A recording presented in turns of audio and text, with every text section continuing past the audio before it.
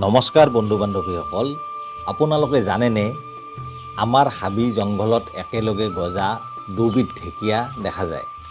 কিন্তু ইয়াৰে এটা ঢেকীয়া আমি বহুতে আনন্দ মনেৰে খাওঁ আৰু আনটো ঢেকীয়া কিন্তু আমি খাদ্য হিচাপে ব্যৱহাৰ নকৰোঁ।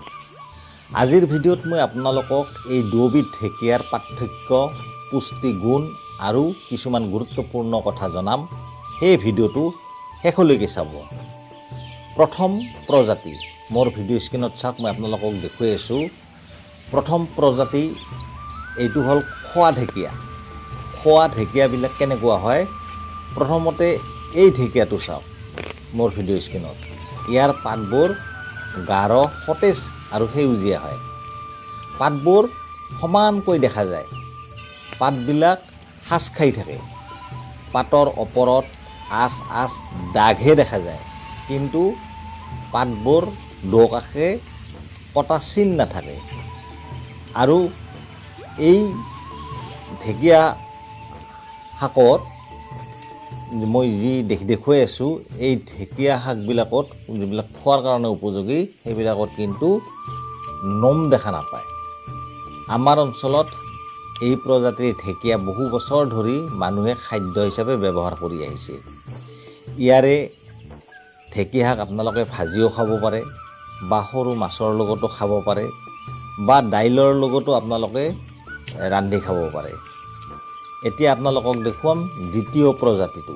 দ্বিতীয় প্ৰজাতিৰ ঢেকীয়াটো যিটো খোৱাৰ কাৰণে উপযোগী নহয়, আমি সেইটো বি ঢেকীয়া বুলি কওঁ। মানে সেইটোত পয়জন থকা বুলি আমাৰ সচৰাচৰ গাঁৱলীয়া মানুহে ভাবে। এতিয়া এই দ্বিতীয় ঢেকীয়াটো চাওক মোৰ ভিডিঅ' স্ক্ৰীণত। ইয়াৰে পাতবোৰ অলপ বগা ধৰণৰ দেখা যায়। পাতবোৰ সমানকৈ, কিন্তু পাতবোৰৰ দুকাষে কটা চিন থাকে। আৰু গোটেই গছজোপাত সৰু সৰু বগা নোম দেখা পোৱা যায়। আমাৰ অঞ্চলত এই ধৰণৰ ঢেকীয়া খাদ্য হিচাপে ব্যৱহাৰ কৰা নহয়। মনত ৰাখিব, কেৱল চেহেৰাৰ ওপৰত নিৰ্ভৰ কৰি কেতিয়াও কোনো বনৰীয়া গছ নাখাব। অভিজ্ঞ লোকৰ পৰামৰ্শ বা নিশ্চিত চিনাক্তকৰণৰ পিছতে সংগ্ৰহ কৰিব।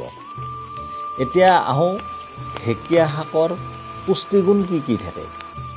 খোৱা ঢেকীয়া শাক পুষ্টিগুণেৰে ভৰপূৰ।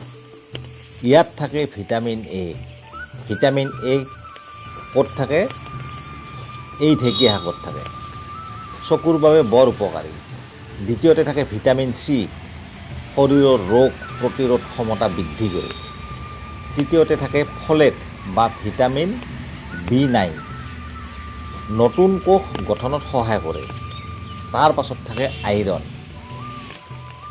কাৰোবাৰ যদি ৰক্তহীনতাত ভুগি থাকিবলগীয়া হয়, তেতিয়াহ'লে এই ঢেকীয়া শাক খাব। ইয়াত প্ৰচুৰ পৰিমাণে আইৰণ থাকে। লগত থাকে কেলছিয়াম। কেলছিয়াম কিহৰ কাৰণে লাগে? হাড় আৰু দাঁত মজবুত কৰে। তাৰপিছত থাকে পটাছিয়াম। পটাছিয়াম কিহৰ কাৰণে দৰকাৰী? হৃদযন্ত্ৰ আৰু পেশীৰ বাবে বহুত উপকাৰী। আঁহ আৰু ফাইবাৰ থাকে। এইটো হজম শক্তি উন্নত কৰে।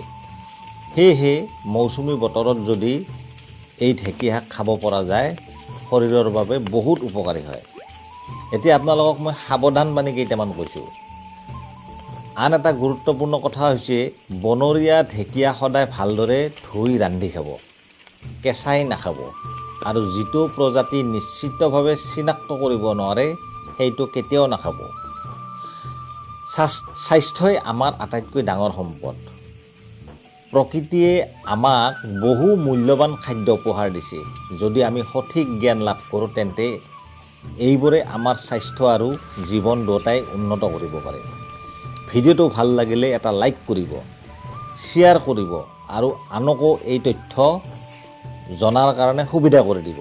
আৰু এনেধৰণৰ কৃষি, প্ৰকৃতি আৰু স্বাস্থ্য সম্পৰ্কীয় শুদ্ধ তথ্য পাবলৈ মোৰ এই পেজটো ফ'ল' আৰু ইউটিউব চেনেলত গৈ ছাবস্ক্ৰাইব কৰিবলৈ নাপাহৰিব। ধন্যবাদ।